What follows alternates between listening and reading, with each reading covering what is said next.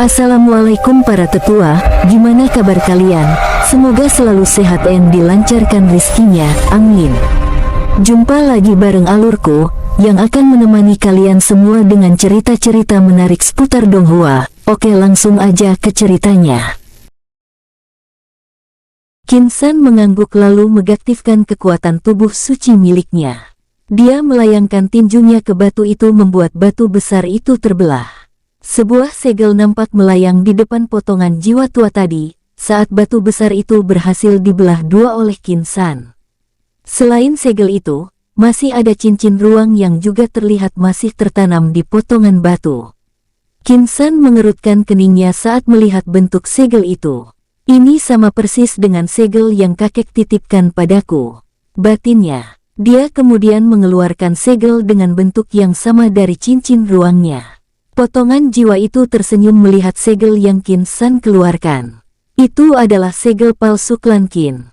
Saat Tuan Muda Qin Ryu putra dari Patriark akan meninggalkan kawasan klan tersembunyi waktu itu, pelindung sengaja menitipkan segel palsu itu padanya.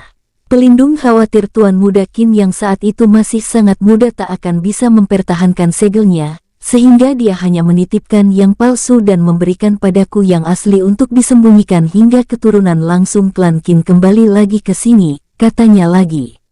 Potongan jiwa itu kemudian meminta Qin San untuk menyuntikkan kekuatan jiwanya pada segel yang melayang tenang itu. Tanpa bertanya sedikit pun, Qin San menyuntikkan kekuatan jiwanya ke segel itu.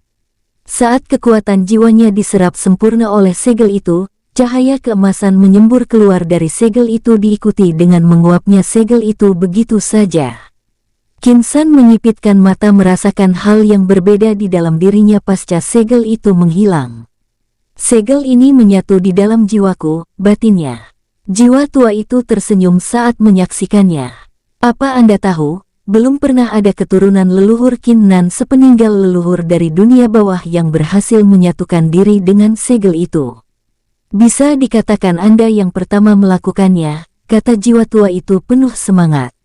Rasanya tidak sia-sia dia menyiksa dirinya dengan meninggalkan potongan jiwanya di harta ini hanya untuk melihat kejadian hari ini. Tuan Muda, di dalam cincin ruang itu masih ada peninggalan klan Qin lainnya. Termasuk pil yang sama seperti yang aku berikan pada Han Sang. Aku yakin Anda akan mengembalikan kejayaan klan Qin yang direbut oleh orang-orang itu, katanya sambil menatap penuh harap ke Qin San. Qin San mengatupkannya tangannya ke arah jiwa tua itu dengan penuh hormat. Terima kasih atas pengabdian Anda pada klan Qin, kata Qin San dengan tulus. Potongan jiwa tua itu mengangguk pelan. Kemudian kembali membuka mulutnya. Waktuku sudah habis, potongan jiwaku ini berhasil bertahan sampai sekarang hanya karena aku memanfaatkan kekuatan dari segel yang ada pada Anda. Sayang sekali aku tidak bisa melihat Anda melakukan hal besar ke depan, kata potongan jiwa itu dengan rasa penyesalan yang terlihat dari tatapan matanya.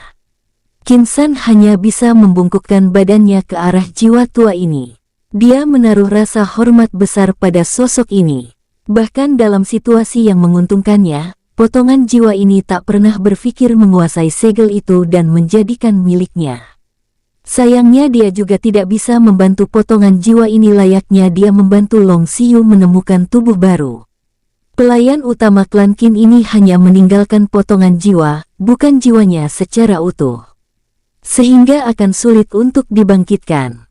Secara perlahan cahaya yang menyelimuti potongan jiwa itu menguap perlahan dengan senyum yang merekah dari bibirnya. Qin San tak mengedipkan mata sedikit pun. Dia menghargai kerja keras dan dedikasi pria tua ini, sehingga harus mengantar kepergiannya sampai akhir. Qin San akhirnya melepaskan nafas yang tertahan setelah cahaya membungkus potongan jiwa itu lenyap tak tersisa bersama potongan jiwanya. Dia membungkuk kemudian mengambil cincin ruang yang tertanam di potongan batu besar tadi. Dengan kekuatan jiwanya dia memeriksa isi dari cincin ruang itu. Matanya berkilat saat menemukan beberapa harta berharga di dalam cincin ruang itu. Ada 10 pil energi bintang di dalam penyimpanan giok. Hal itu membuat Qin San benar-benar sangat senang. Pil ini bisa memecah kebuntuan basis kultivasi seseorang yang mencapai batas.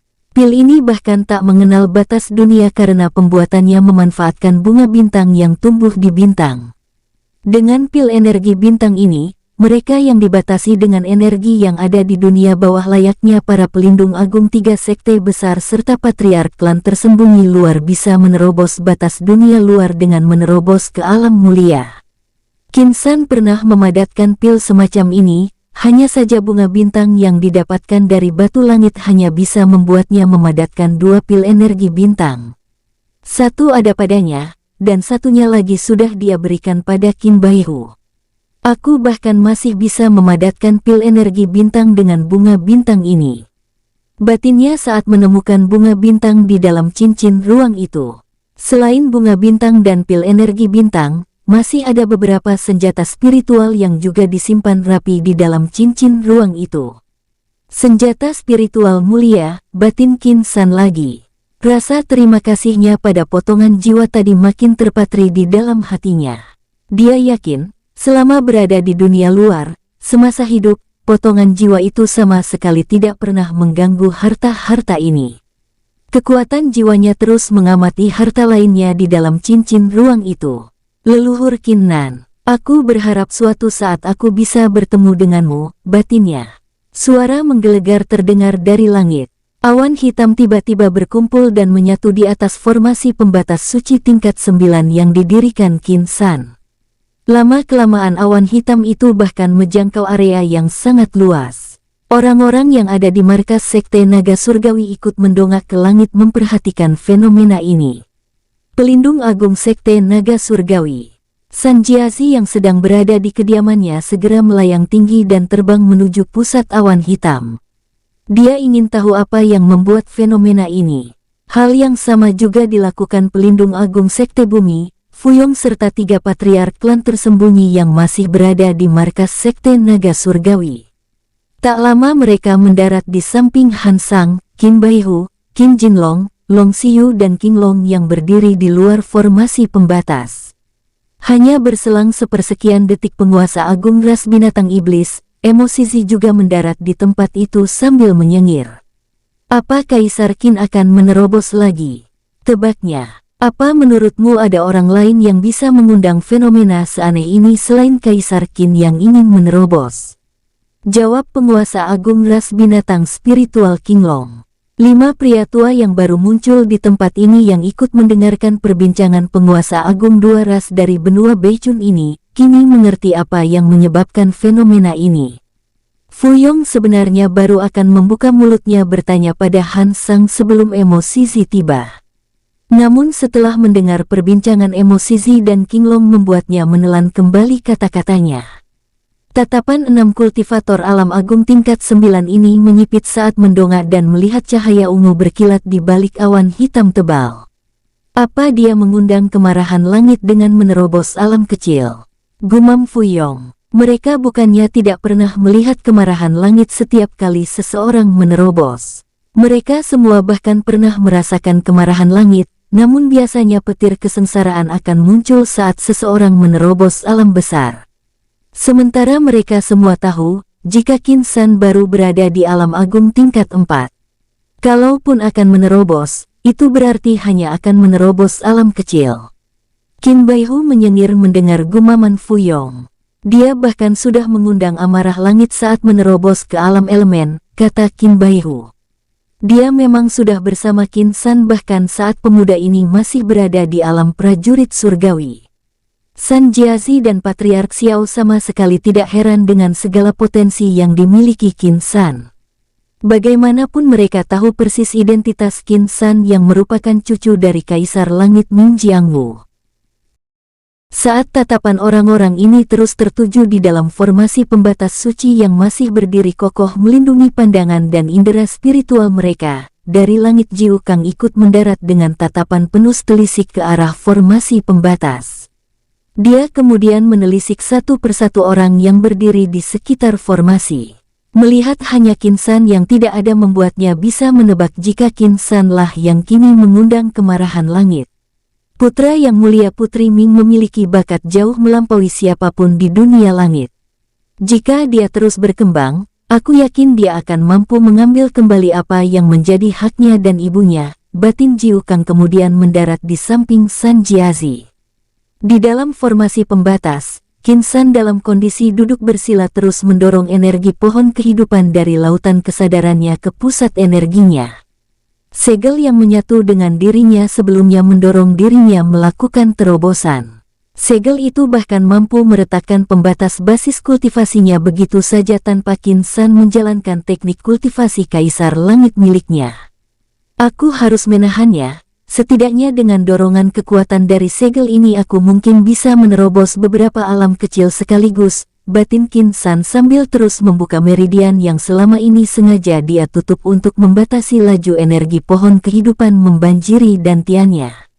Saat merasa cukup, Qin San kembali menutup meridian-meridian itu kemudian membiarkan energi pohon kehidupan mulai mendobrak batas kultivasinya bersama kekuatan segel klan Qin yang menyatu dengannya.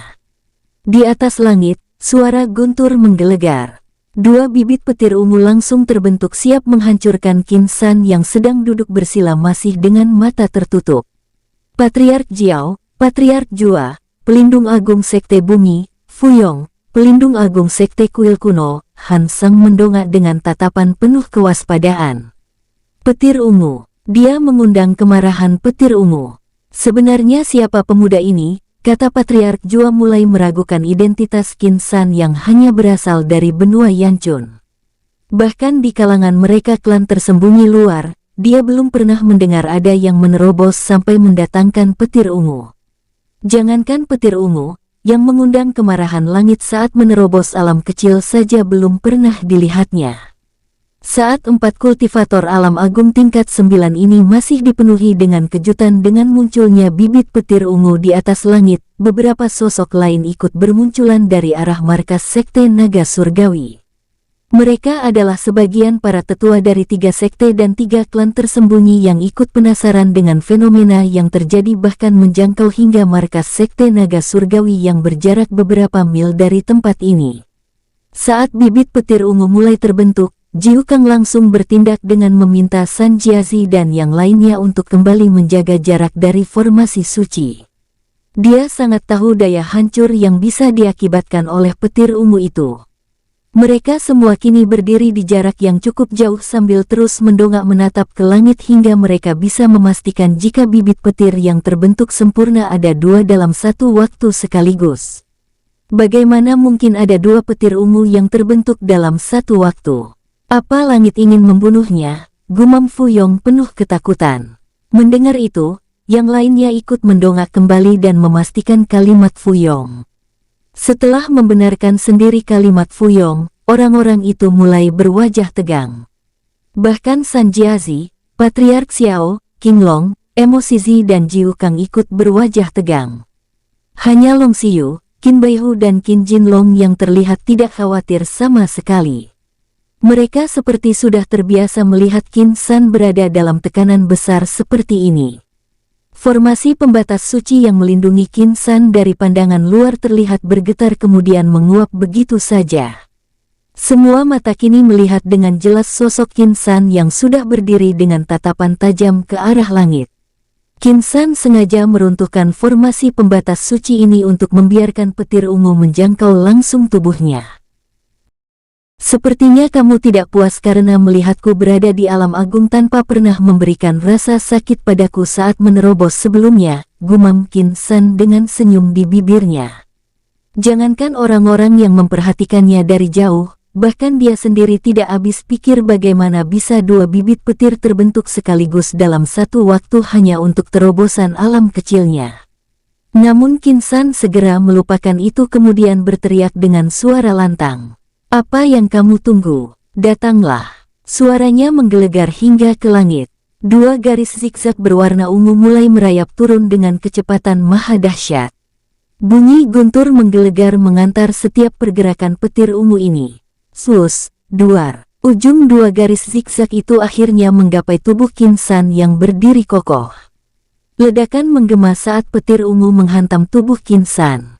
Asap hitam tebal menutupi area ledakan. Nafas semua orang-orang yang melihat itu nampak tertahan menunggu apa yang terjadi dengan Qin San. Hanya berselang beberapa saat sebuah ledakan kecil terdengar dalam area yang tertutup kabut asap hitam. Duar, duar. 3 ledakan kecil yang seperti diredam sesuatu membuat semua orang yang mendengarnya merasakan kelegaan. Itu adalah suara ledakan pembatas kultivasi yang mengalami kehancuran. Itu berarti Qin San berhasil menerobos 3 alam kecil dengan bantuan 2 petir ungu yang datang bersamaan itu. Di dalam kabut asap, senyum Qin San merekah. Cahaya emas yang menutupi tubuhnya diserap kembali. Pakaian yang digunakannya nampak hancur akibat benturan tadi. Dia mengeluarkan pakaian dan jubah baru kemudian mengenakannya lalu duduk kembali dalam posisi duduk bersila. Di dunia baru lautan kesadarannya, Qin San nampak sedang berjalan bersama Qin Shiji. Putranya kini sudah berusia 2 tahun lebih. Qin Shiji tumbuh dengan baik melalui bimbingan ibu dan 2 bibinya di dunia baru ini. Qin San berhenti di tepi danau yang dia buat sambil memegang tangan mungil Qin Shiji. "JR, ayah minta maaf karena usiamu sudah 2 tahun lebih, namun janji ayah untuk menciptakan dunia bawah yang aman untukmu belum juga bisa ayah penuhi. Tapi tak akan lama lagi, kamu bisa bertemu dengan banyak orang tanpa harus menakutkan sesuatu seperti yang terjadi dengan ayah," kata Qin San sambil berjongkok dan memegang pundak Qin Shiji. Qin Shiji dengan wajah yang sangat mirip dengan Qin San ini tersenyum ke ayahnya. Di usianya yang baru 2 tahun 7 bulan, dia bisa mengerti dengan hal seperti ini. "Ayah tenang saja, jika ayah tidak bisa menghancurkan orang-orang jahat itu. Tunggu Shiji besar dan Shiji yang akan menyelesaikan tugas ayah," katanya dengan nada yang terdengar imut namun penuh dengan tekad. Qin San mengusap kepala putranya dengan kasih sayang. Adik Yin, kakak Hongli dan adik Yihua sudah mendidik Shiji dengan sangat baik. Di usianya sedini ini dia memiliki pengertian sangat baik, kata Qin San mendengar jawaban putranya. Dia tidak menyangka jawaban seperti ini akan dilontarkan Qin Shiji. Namun dia juga prihatin dengan putranya. Saat anak-anak di dunia bawah seusia Qin Shiji, masih akan sibuk dengan mainan mereka. Namun di tempat ini, putranya sudah sangat telaten mengasah diri. Qin Shiji sangat termotivasi dengan cerita yang selalu dia dengar dari ibunya dan 2 bibinya tentang kehebatan ayahnya. Hal itu membuat anak kecil ini begitu mengagumi ayahnya dan sangat ingin melampaui ayahnya. Di langit, Lian Yin terbang anggun kemudian menukik turun sambil tersenyum ramah dan penuh kasih sayang. "Kalian ternyata di sini. Aku sampai harus keliling banyak tempat mencari kalian," kata Lian Yin sambil berjongkok dan mengecup pipi putranya. Tentu saja apa yang dikatakannya hanya untuk menyenangkan Qin Shiji. Anak kecil ini sangat suka jika tahu ibunya mencarinya. "Hahaha, aku benarkan ayah. Ibu pasti pusing mencari kita," kata Qin Shiji dengan wajah imutnya. Kebersamaan keluarga kecil itu berlanjut hingga mereka akhirnya kembali ke istana yang ada di dunia baru itu. Qin San, Lian Yin, Ming Yihua dan Su Hongli nampak duduk bersama. Qin Shiji sendiri sudah tertidur. "Kakak San, apa kita masih akan lebih lama di tempat ini? Aku mulai merasa rindu berinteraksi dengan orang lain," kata Ming Yihua. Qin San tahu adiknya ini hanya ingin mencari lawan tanding yang lebih kuat hingga ingin meninggalkan tempat ini. Dia sudah berada di alam Raja Suci, sehingga Su Hongli dan Lian Yin sama sekali tidak bisa lagi menjadi lawan tanding yang sepadan dengannya. Saat memasuki dunia baru ini, basis kultivasi Lian Yin dan Su Hongli memang lebih tinggi dari Ming Yihua, tapi berjalannya waktu dan ketelatenan Ming Yihua berkultivasi ditambah dengan bakatnya yang memang jauh lebih baik dari Su Hongli dan Lian Yin membuatnya berkembang jauh lebih cepat. Dia kini sudah berada di alam Raja Suci tingkat 2 sementara Su Hongli dan Lian Yin baru berada di alam suci. Qin San memang berencana membawa keluar Ming Yihua.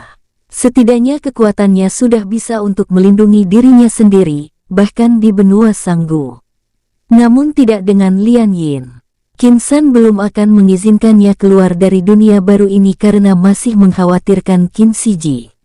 Jika ada musuhnya yang tahu dia memiliki putra, Qin Shiji akan menjadi target orang-orang itu. Qin San tidak ingin mengambil resiko. Belum lagi Qin Shiji memiliki bakat yang jauh berbeda dengan anak-anak seusianya di dunia luar. Kamu boleh keluar, tapi ingat, kamu hanya akan berada di dalam sekte naga surgawi.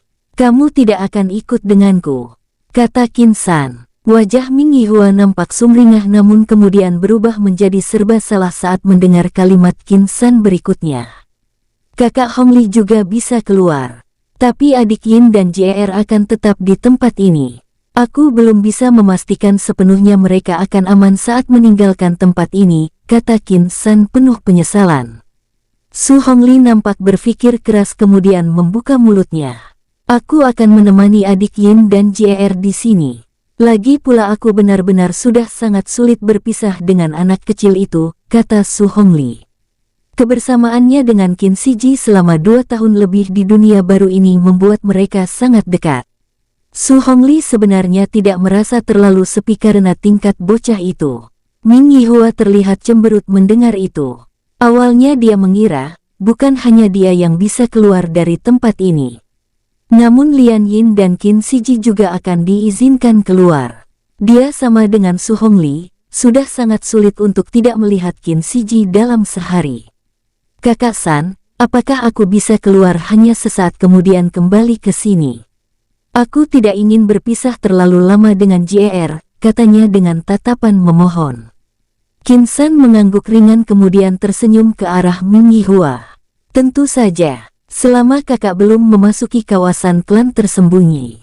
Kamu bisa ke sini kapanpun kamu mau, kata Qin San. Wajah Ming Yihua kembali berubah cerah mendengar itu. Setidaknya dia bisa mengobati keinginannya mencari lawan tanding di dunia luar dan bisa kembali ke sini untuk bermain bersama Qin Shiji. Di dunia luar, pasukan besar dari 2 ras benua Beichun telah kembali ke kawasan kekuasaan mereka di benua Beichun. Begitu pula pasukan dari 3 kerajaan benua Nanyang dan anggota dari 3 klan tersembunyi luar. Para pengikut sekte bumi dan sekte kuil kuno juga telah kembali ke markas mereka. Tatanan di benua Sanggu mulai terbangun kembali. Ketiga sekte tak lagi membuat kawasan perlindungan pada wilayah-wilayah tertentu. Setelah penggabungan kekuatan 3 sekte bersepakat akan melindungi bersama seluruh kota dan wilayah di benua Sanggu. Ini adalah bulan kelima setelah pecahnya perang besar itu. Di sekte naga surgawi, tersisa Long Xiyu, Qin Baihu, Qin Jinlong dan Jiu Kang dan 8 jenius benua Yanchun. Qinglong yang awalnya ingin tinggal akhirnya memutuskan untuk kembali ke benua Beichun, setelah diminta oleh Qin San untuk kembali memperbaiki tatanan di benua itu dan menyisir kembali seluruh wilayah. Bersama para yang agung ras binatang spiritual serta emosi bersama para pewarisnya. Qin San tidak ingin masih ada anggota ras iblis dan ras siluman yang masih tersisa di benua itu dan berkembang kembali saat mereka berada di benua Sanggu. Di kediaman yang disiapkan untuk Qin San, Qin Baihu dan Qin Jinlong nampak sedang duduk bersama di depan kamar tempat Qin San berkultivasi. Mereka berdua tahu, Qin San pasti sedang mengunjungi istri dan anaknya. Karena itu, mereka berdua bahkan tidak mengizinkan Jiu Kang maupun Long Xiyu mendekat. Mereka bukan tidak percaya dengan keduanya, namun bagi kedua binatang spiritual ini, ada hal tentang tuan mereka yang tak boleh diketahui oleh 2 orang ini. Saat mereka merasakan aura berbeda dari dalam kamar kultivasi Qin San, Qin Jinlong dan Qin Baihu yang dalam wujud pemuda serempak berdiri kemudian menatap tajam ke arah pintu. Wajah mereka terlihat sumringah. Sepertinya bos kecil akan datang, kata Jiu Kang setelah memastikan aura yang dia rasakan adalah milik Ming Yihua. Panggilan bos kecil dari keduanya kini tertuju ke Qin Shiji. Kalian sedang menungguku. Kenapa wajah kalian seperti sangat merindukanku? Kata Ming Yihua yang kini muncul dari balik pintu. Mata kedua binatang spiritual ini mencoba menelisik ke belakang Ming Yihua, namun tidak melihat keberadaan orang lain lagi selain Qin San. Apa bos kecil tidak datang bersamamu? Tanya Qin Jinlong. Ming Yihua menggelengkan kepalanya. Kemudian berwajah cemberut yang dibuat-buat. Sejak JR lahir kalian bukan hanya mengalihkan panggilan bos kecil kepadanya. Tapi kalian juga sama sekali tidak lagi perhatian padaku, kata Ming Yihua dengan raut wajah yang dibuat-buat. Kalimatnya itu berhasil membuat panik dua binatang spiritual ini. Nona bos, tidak seperti itu.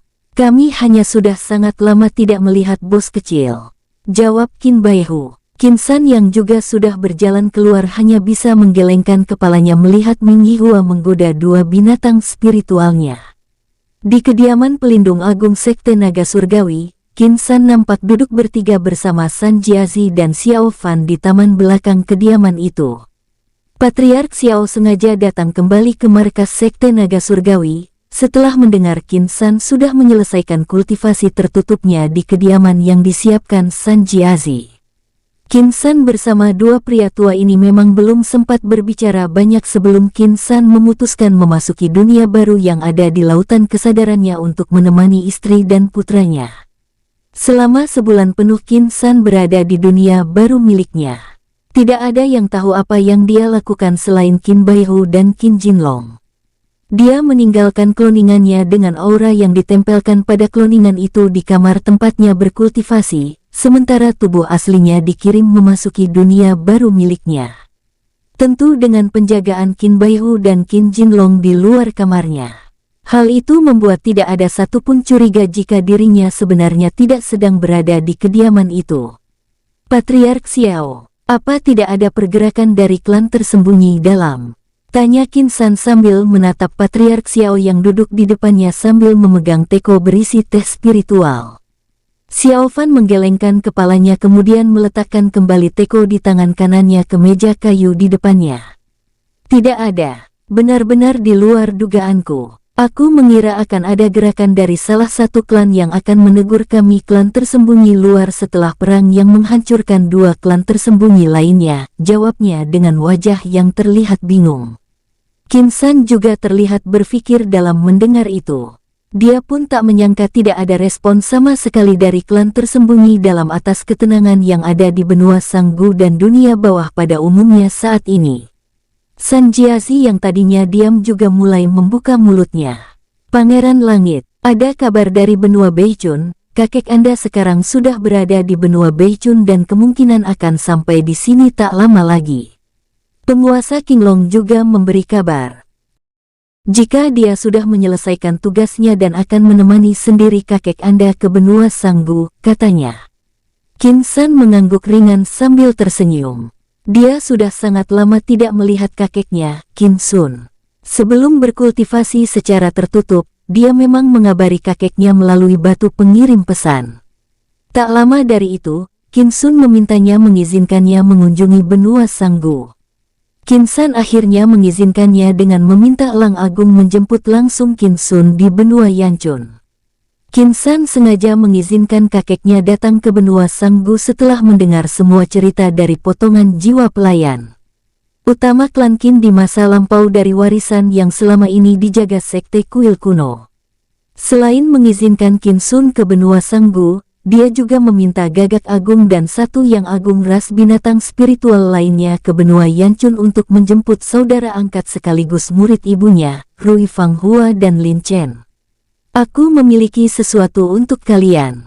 Aku sampai lupa memberikan ini pada kalian sebelum aku melakukan kultivasi tertutup.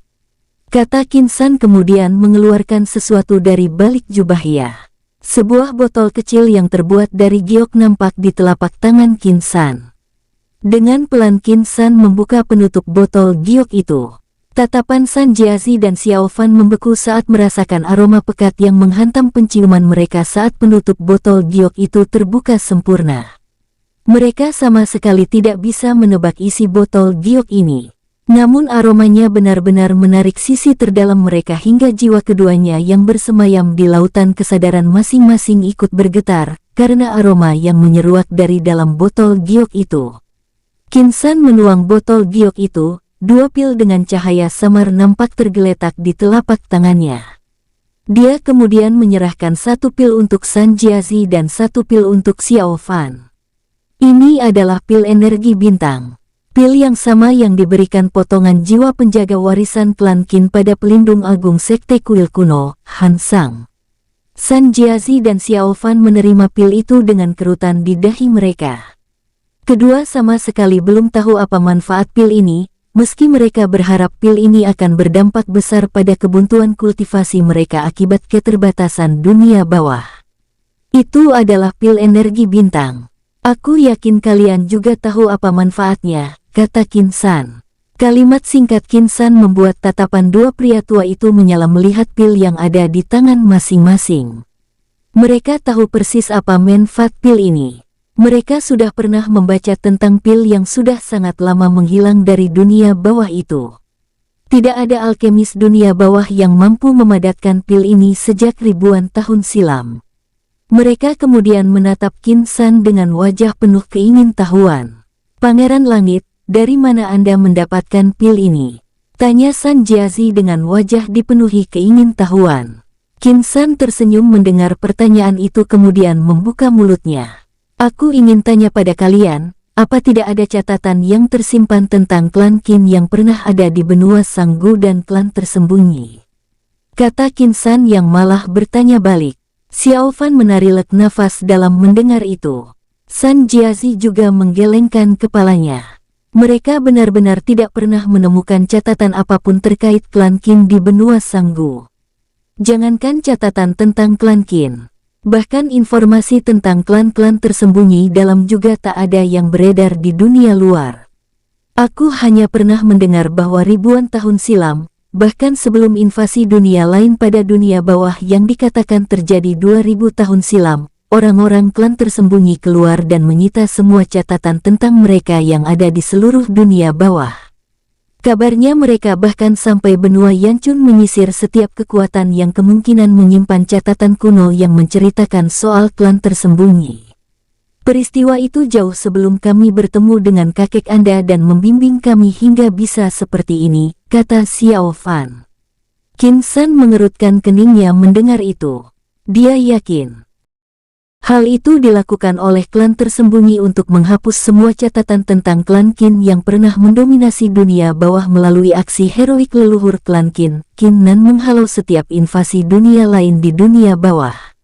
Setelah menarik nafas panjang Qin San membuka mulutnya. Pil itu aku dapatkan dari warisan yang disimpan klan Qin di kuil suci sekte kuil kuno.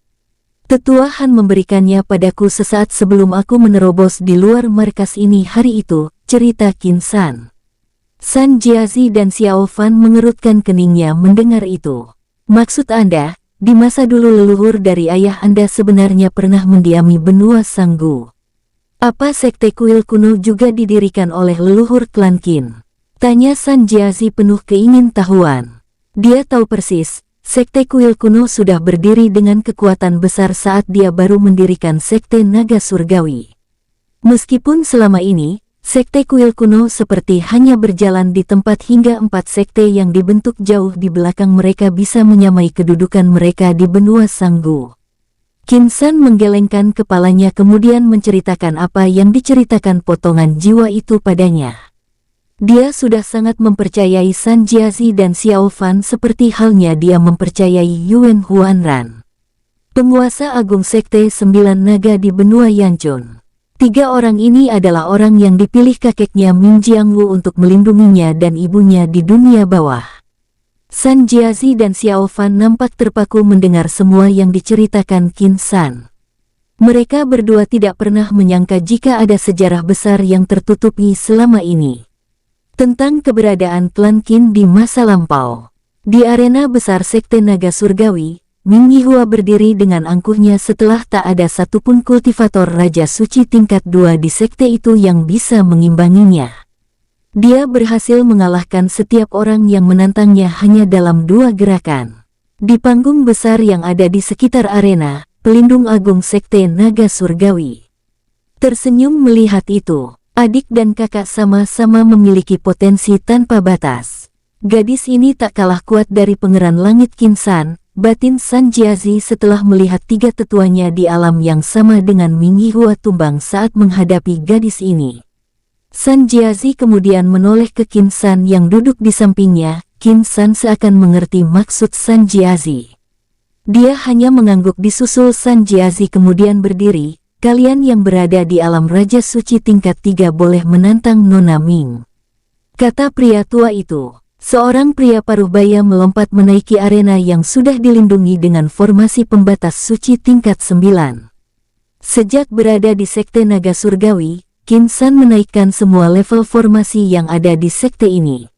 Mohon bimbingannya tetua, kata Ming Yihua sambil mengatupkan kedua tangannya di depan dana lalu mulai menurunkan dan mengepalkan tinjunya. Tetua itu mengangguk sambil ikut mengatupkan kedua tangannya ke depan dada. Keduanya kemudian melayang sampai dengan batas yang disyaratkan di arena ini. Sebenarnya arena ini hanya untuk diperuntukkan kultivator alam Raja Surgawi ke bawah. Tapi karena Ming Yihua selalu mendesak Qin San untuk menemukannya lawan tanding, membuat Qin San meminta San Jiazi menggelar uji coba hari ini. Banyak orang yang awalnya tertarik saat mengetahui jika tantangannya hanya mengalahkan adik dari Kaisar Qin San. Namun saat mendengar basis kultivasinya, membuat banyak orang yang awalnya berminat harus mengubur mimpinya. Utamanya mereka dengan alam yang lebih rendah dari Ming Yihua, termasuk mereka yang memiliki alam yang lebih tinggi. Karena Qin San hanya mengizinkan orang dengan basis kultivasi yang setara dengan Ming Yihua yang ikut serta. Meski demikian, dia tetap meminta San Jiazi mengundang kultivator alam Raja Suci tingkat 3 hingga tingkat 7. Dia juga penarasan dengan batas kemampuan Ming Yihua setelah 2 tahun lebih berada di dunia baru lautan kesadarannya. Tak tanggung-tanggung, Qin San bahkan menawarkan pil suci tahap 5 yang mengandung energi rumput darah naga. Hal itu menimbulkan ketertarikan para kultivator alam Raja Suci di Sekte Naga Surgawi. Pil suci tahap 5 begitu sulit didapatkan saat ini. Bahkan jikapun ada, mereka harus membayar mahal untuk mendapatkannya. Belum lagi pil yang ditawarkan Qin San mengandung material dari rumput darah naga. Pil ini setidaknya akan membantu mereka saat akan menerobos ke alam agung. Di atas arena, Ming Yihua sudah meluncur dengan tinju terkepal kuat. Dia bertarung sama halnya Qin San. Dia tak lagi memadatkan energi sebagai senjatanya dalam menghadapi lawan. Tetua yang sedang mengumpulkan energi di tinju kanannya juga mulai bergerak kemudian mengayunkan tinjunya ke arah Ming Yihua. Energi besar menyeruak dari kibasan tinju tetua yang berada di alam Raja Suci tingkat 3 itu kemudian memadat membentuk burung gagak. Gagak energi itu melayang elegan ke arah Ming Yihua yang sama sekali tidak menghentikan gerakannya. Semua mata tertuju ke langit. Tidak ada yang ingin melewatkan benturan ini. Mereka sudah melihat sebelumnya gadis ini berani berbenturan langsung dengan energi yang dipadatkan kultivator alam Raja Suci tingkat 2 dan hasilnya Ming Yihua berhasil memenangkan pertarungan. Mereka menunggu apakah adik dari Kaisar Qin juga bisa melakukannya pada kultivator dengan alam yang lebih tinggi darinya. Wush! Duar! Duar! Ledakan besar menggema di dalam formasi suci tingkat 9. Arena yang ada di bawah mereka bergetar hebat akibat fluktuasi energi.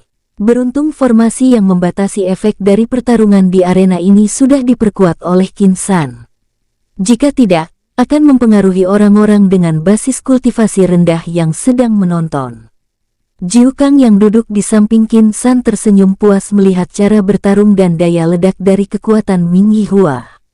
Yang mulia Putri Ming benar-benar telah melahirkan anak-anak dengan bakat tanpa batas, batinnya.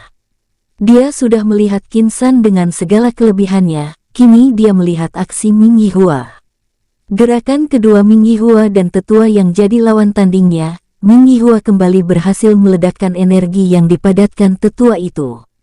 Ming Yihua meluncur dengan kecepatan yang begitu mempesona. Sebelum tiba di depan tetua tadi, tetua itu sudah melemparkan kain putih tanda dia menyerah. Ming Yihua akhirnya merubah haluan gerakannya dengan energi yang menguap dari tinjunya. Dia mendarat sempurna di arena dengan senyuman yang merekah. Sementara tetua tadi mendarat dengan wajah masam, sambil mengatupkan tangannya ke arah Ming Yihua dan berjalan turun dari arena.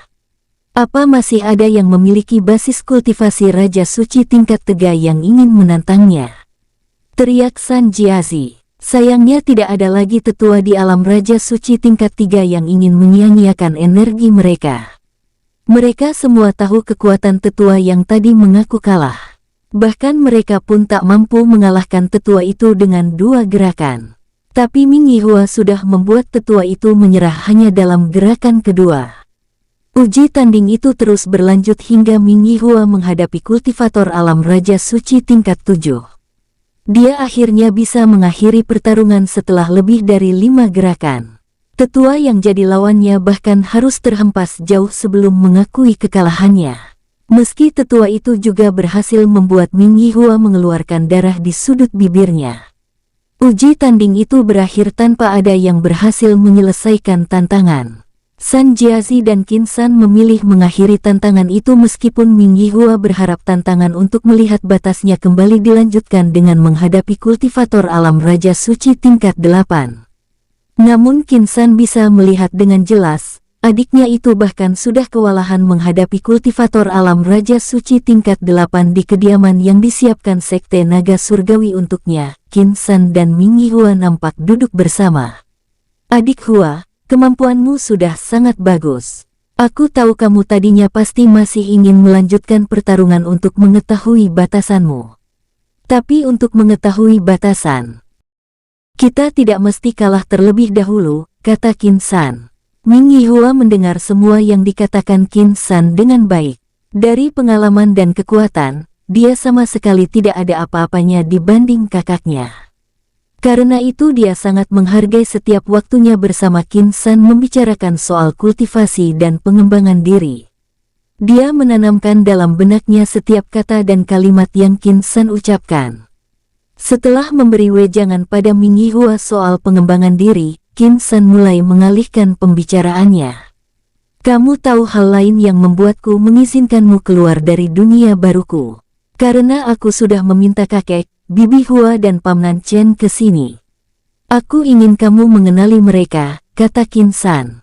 Saat berada di gunung kediaman King Long, dia sudah menceritakan banyak hal pada Ming Yihua tentang keluarga Qin di benua Yanchun, 2 orang saudara angkat sekaligus murid ibunya itu.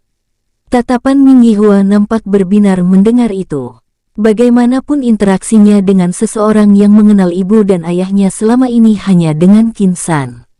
Sehingga mendengar Qin Sun, Rui Fan Hua dan Lin Chen akan datang ke benua Sanggu membuatnya sangat senang. Dia sangat suka mendengar soal ibu dan ayahnya. Meskipun ditinggal di pulau yang ada di Laut Mati bersama pelayan yang dianggapnya nenek, Ming Yihua tak pernah menyalahkan kedua orang tuanya. Apalagi setelah mengetahui kebenaran apa yang membuat ayah dan ibunya terpaksa meninggalkannya di pulau itu. Setelah mereka datang, aku kemungkinan akan melanjutkan kultivasi tertutup untuk beberapa bulan sebelum memutuskan memasuki kawasan terlarang dunia bawah, kata Qin San dengan tatapan membara. Ming Yihua yang melihat tekad Qin San juga membulatkan dalam hati untuk tambah kuat. Dia sangat ingin berdiri di samping Qin San dan bertarung untuk dunia bawah serta untuk kedua orang tuanya. Di kawasan yang dulunya dikenal dengan kawasan perlindungan Sekte Naga Surgawi, Elang Agung, Gagak Agung, Kasuari Agung, King Long dan Emo Shizi nampak melintas dengan kecepatan tinggi menuju markas Sekte Naga Surgawi. Di atas punggung 3 yang agung ras binatang spiritual, 3 manusia nampak duduk tenang. Mereka adalah Qin Sun, Rui Fan Hua dan Lin Chen. Ketiganya menatap area yang terhampar luas di bawah. Elang Agung, berapa lama lagi kita akan sampai? Tanya Qin Sun dengan tatapan yang tidak sabar.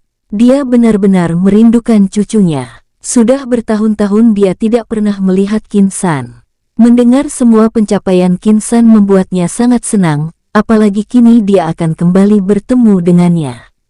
Tidak lama lagi, ini sudah sangat dekat, kata Elang Agung. Meskipun Qin Sun hanyalah kultivator alam Raja Surgawi tingkat puncak, namun binatang spiritual tingkat agung ini tetap menaruh penghormatan besar pada pria tua di punggungnya. Bagaimanapun identitas pria tua ini tidaklah biasa. Di masa lampau Qin Sun mungkin hanya dihormati di kota Wuji. Namun seiring perkembangan Qin San, statusnya tak lagi biasa. Dia kakek seorang penguasa 3 benua.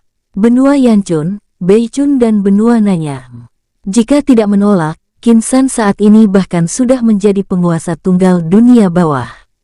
Elang Agung tahu semua hal itu, dia sangat senang saat diminta oleh Qin San menjemput Qin Sun.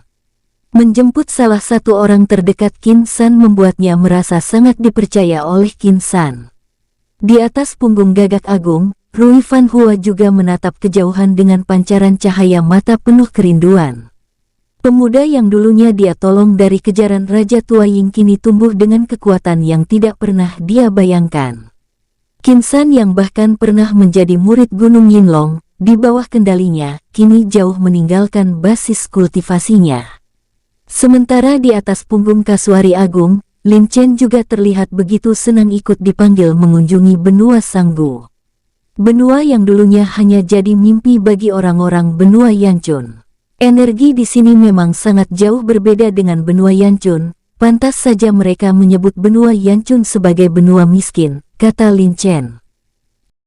Saat matahari mulai condong, mereka akhirnya bisa melihat sebuah markas yang sangat luas jauh di depan. Qinglong yang memimpin rombongan itu dalam wujud manusianya mulai terbang rendah saat mendekati gerbang masuk markas Sekte Naga Surgawi. Di depan gerbang puluhan orang nampak langsung siaga saat merasakan aura kuat yang mendekat. Namun saat mereka melihat sosok Qinglong, Emo Shizi, Elang Agung, Gagak Agung dan Kasuari Agung, orang-orang yang menjaga gerbang markas langsung menurunkan tingkat kewaspadaan mereka. Bagaimanapun 4 binatang spiritual dan 1 binatang iblis ini sudah sangat dikenal di Sekte Naga Surgawi. Utamanya 3 yang agung, karena aksinya saat perang lalu. Mereka membantai lawan mereka dengan sadis bahkan tak segan langsung menelan tubuh lawan. Sementara Qinglong dan Emo Shizi, mereka semua masih mengingat jelas wajah dalam wujud manusianya. Mereka semua sudah diberitahu jika 2 pria parubaya ini sebenarnya penguasa agung ras binatang spiritual dan ras binatang iblis dari benua Beichun. Selamat datang kembali di markas Sekte Naga Surgawi Penguasa Agung Qinglong. Penguasa Agung Emo Shizi dan para yang agung, sambut pria tua yang memimpin para penjaga gerbang. Qinglong dan Emo Shizi mengangguk ringan kemudian terbang kembali memasuki kawasan markas Sekte Naga Surgawi.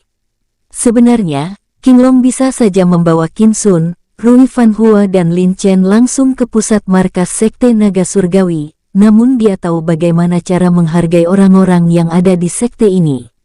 Di kediamannya, Qin San bangkit dari tempat duduknya saat merasakan aura yang familiar mendekat. Dia kemudian mengajak Ming Yihua untuk keluar. Dia berdiri di depan kediamannya sambil menatap langit. Ming Yihua ikut berdiri di sampingnya dan mengikuti arah pandangan Qin San. "Apa kakek, paman dan bibi sudah datang?" tanya Ming Yihua penuh minat. Qin San mengangguk ringan sambil tersenyum ke arah adiknya. Qin Baihu dan Qin Jinlong juga sudah berdiri di belakangnya. Mereka juga bisa merasakan dengan jelas aura penguasa Qinglong. Bersambung, sampai ketemu lagi di episode selanjutnya tetua. Terima kasih, semoga kalian semua selalu sehat dan bahagia.